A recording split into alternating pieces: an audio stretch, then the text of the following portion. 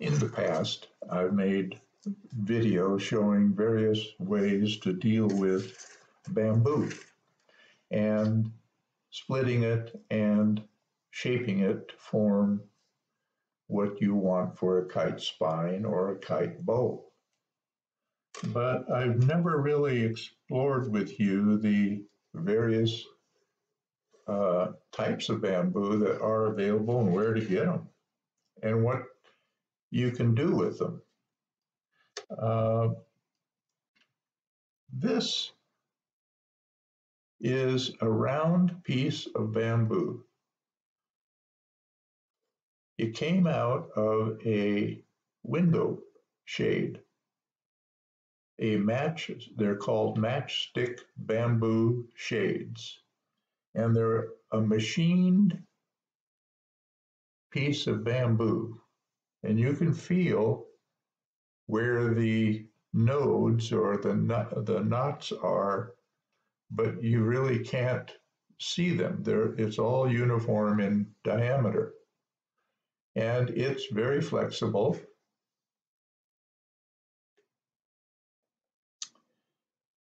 Lightweight. And if you buy a window shade, a Matchstick Bamboo window shade, this one was 24 inches wide, there's probably 1,000 or more of these pieces in one of the shades. But it's relatively weak. It's not a very strong bamboo. It has no skin or no rind or no bark anywhere on it. It is made from the internal parts of the bamboo, the parts that are below the skin, it's just the pithy part of the bamboo is what it's made from. But if I wanted to make a kite that was a light wind or indoor kite, I could do that with this type of a bamboo. I would, for example, if I was making this kite pattern, I could just use this as the bow, and it would be pretty darn good because it's relatively uniform in its bend. But some of them are not. Some of them are very distorted in the way they bend. This one is a little more distorted. And what you can do with bamboo is in a place where it won't bend as easily, just put your hands there and wiggle it back and forth, rotate it, wiggle it back and forth a couple of times, and that tends to weaken very slightly the bamboo, so it will then be more flexible in that area. So for a bow, it'd be pretty nice. I could make this kite from a polyfilm, using it as a sail, a polyfilm as a sail, or paper, or any material I want, and it would fly very well in light winds.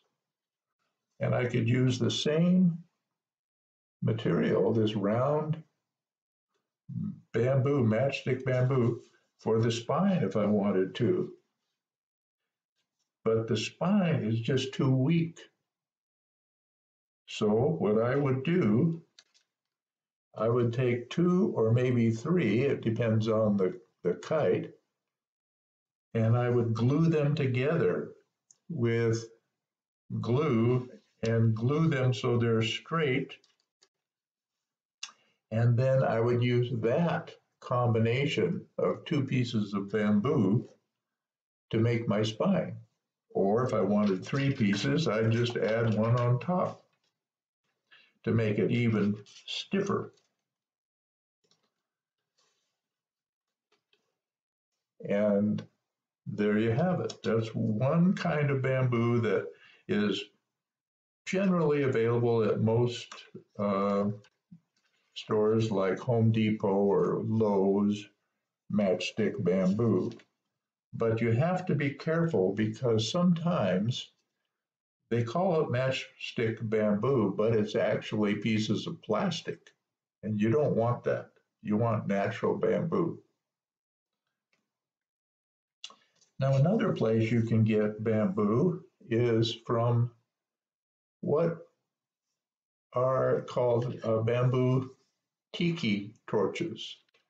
The pole that the torch is on is usually about an inch or maybe an inch and a half in diameter, and they can be split. This is a piece of one that I split, and it has a long distance between its nodes in this one, and some of them are a little bit less. But I want to show you how to split a piece of bamboo. Shaping bamboo is one thing, but splitting it is totally different. Because of the construction of bamboo, made of just very tiny fibers, very different from wood in the way that it's formed. But if I want to split a piece of bamboo, let's use one of these pieces here that I've painted. This is the skin side here, so you can see it easier. But let's say that I didn't want this to be quite as thick. I just wanted a thin piece that was the skin on one side and just a very little bit of bamboo on the other. The way I would do it, I would hold the bamboo and then I'd use my cut off or snap off knife and I'd hold the bamboo steady, and then I would, right in the center of the bamboo is the place where you split it. It'll split evenly if you do that. I press down on the knife blade to get it started. Then I wiggle. Oh, there, I didn't do that very well, did I? No. Let's try it this way.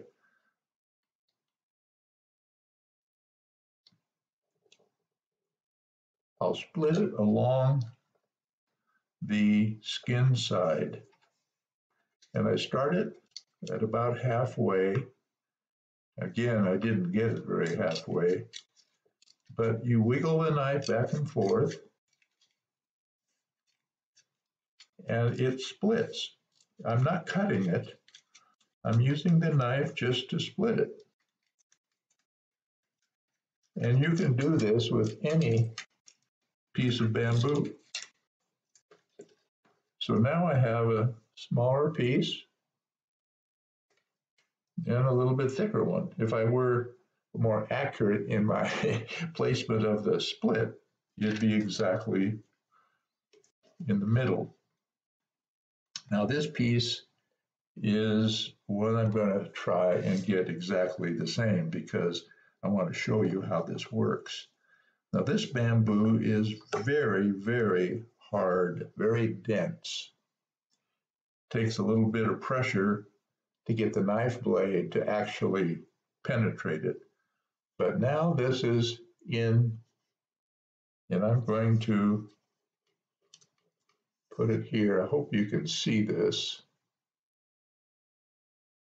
And then I'm just going to wiggle the knife back and forth.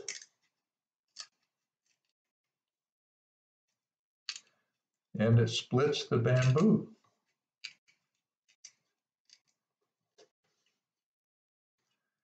Now, because of the way the fibers in bamboo are created, splitting bamboo along its center line of where you want to split it is the recommended way to do it.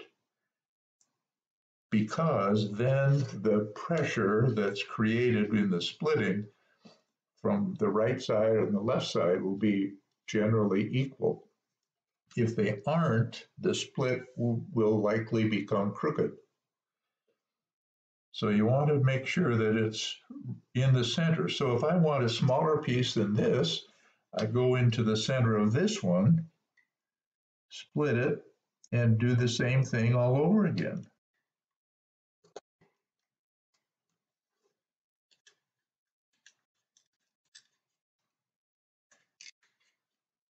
And continue until I have the size I want. Now there's another type of bamboo that comes from a, let's see, where do I have that? Well, let me get one here. This is a piece of bamboo, very thin.